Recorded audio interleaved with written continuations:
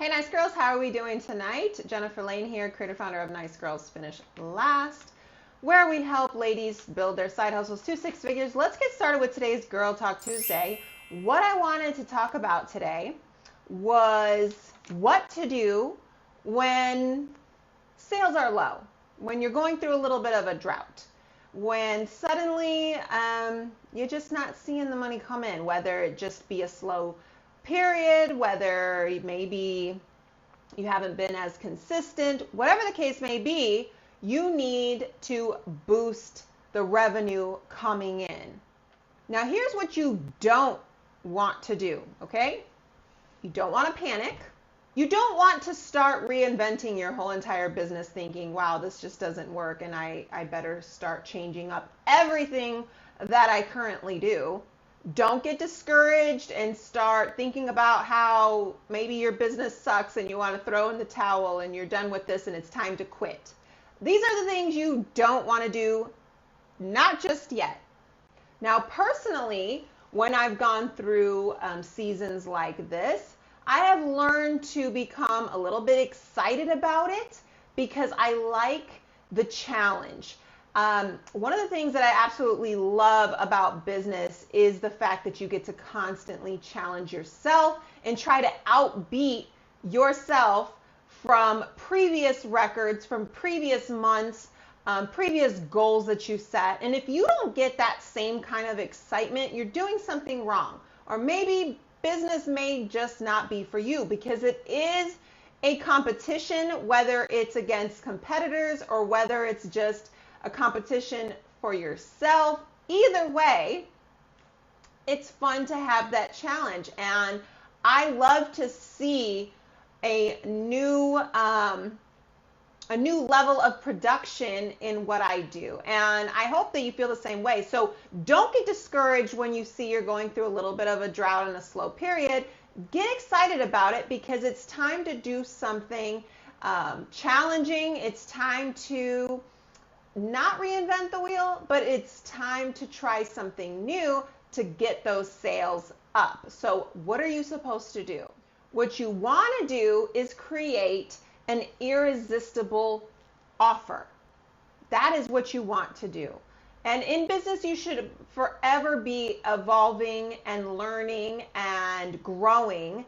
And so if you have not tried this yet, this is a great video for you to be watching. Make sure you share this with other women entrepreneurs so they can also get this information. Give this video a like, and if you're not following our business page already, go ahead and follow. And thank you so much for joining. So let's get started today talking about boosting sales, talking about creating an irresistible offer on today's Girl Talk Tuesday.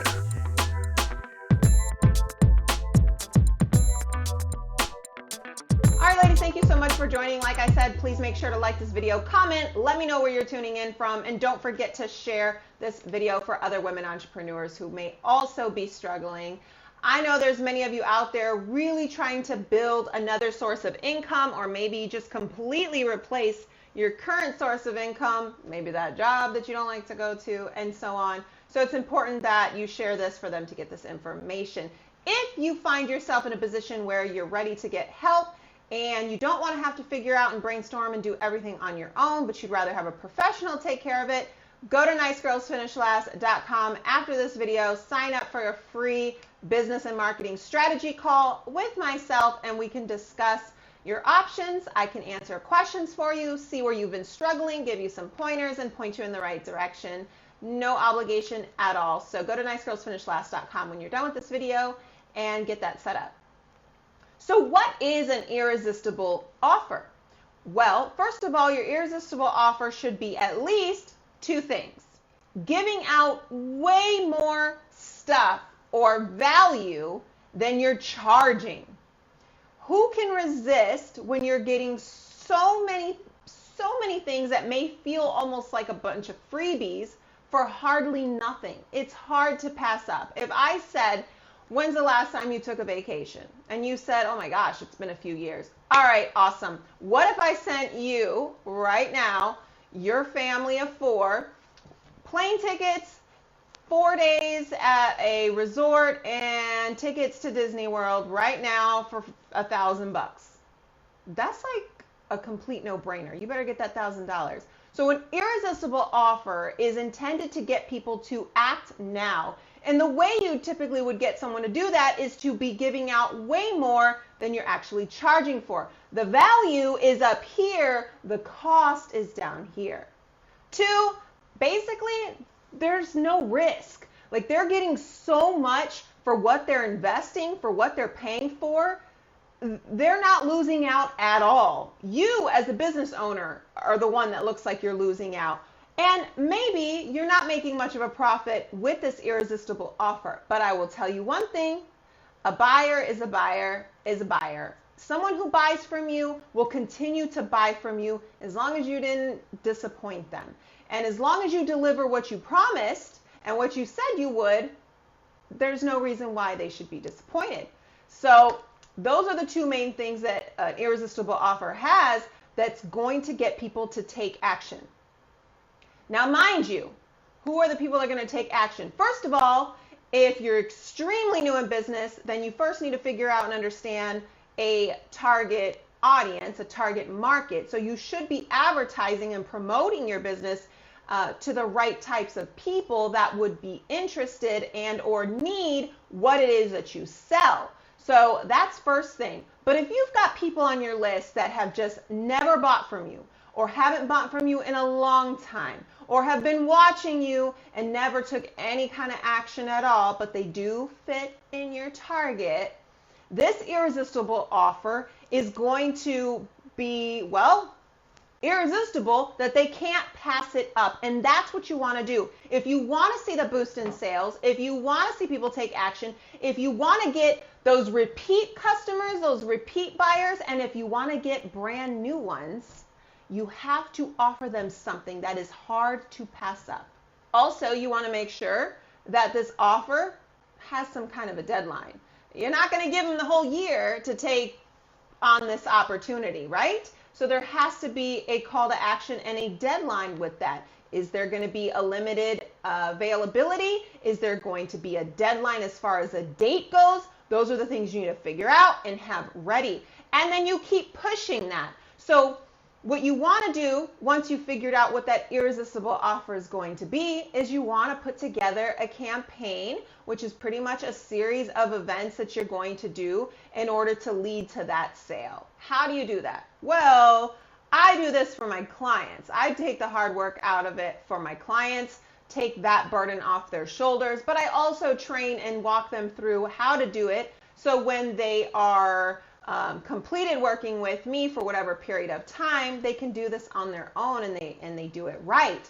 But basically, you want to have a sequence of steps that you're going to promote and follow up in order to get them to take this offer. So you're not just going to blast this promotion one time on your wall and then be like, wow, it just didn't work. Man, I must suck at this. I should probably quit. Or maybe I should join another business because that one's probably going to be easier. Oh, that product, it's going to sell itself. I don't know why I'm doing this one. No, absolutely not. So you have to have different steps to promoting. You promote it once, you promote it everywhere. And if you are not using paid advertisement right now, you're not at that level, you just don't want to invest in that right now, you can do it organically. But if you're doing it organically, keep in mind you're going to reach, it's going to take much longer to reach as many eyes as you would with paid advertisement, which means you have to be or very consistent, and you have to be very persistent in putting this out there. So if you need help in how to get as many eyes on your promotions and your services and all that good stuff as possible, check out one of our previous Girl Talk Tuesdays where I talk about posting organically and getting as many eyes on your promotions as possible. But basically, in these steps, you want to get it in front of as many people. You want as many people to see it as humanly possible, utilizing groups, different social media platforms, and you don't want to post it one day and call it a day. You want to post it for maybe the whole entire week. Maybe you're running a promotion for the whole month. When you have a call to action, people need to know, where am I signing up? Where am I calling in? What information am I providing? It needs to be a no-brainer. And by the way, I discuss this a lot. If you're new to watching me, then you probably don't know, you're not familiar, but you have to have a place, which I love having a landing page, for example, that's going to capture interested people's information so you can follow up and stop cold prospecting. So if you don't have that and you need help with that, then again, go to nicegirlsfinishlast.com and we can talk about those details and how we can get one set up for your business. But you need to have a place where people can take action. If they're interested, you want to know. You want to see them raise their hand. You want to know who it is you should be following up with and not just trying to reach out to any and everybody. No. Next set of steps you need is a follow-up steps. Did they see your email? Did they open it? Did they take action? Did they raise their hand virtually and say, please, Jen, give me more info? How are you going to follow up with them until they take that offer? And if your offer is not getting any bites in any of these different steps, it just wasn't irresistible.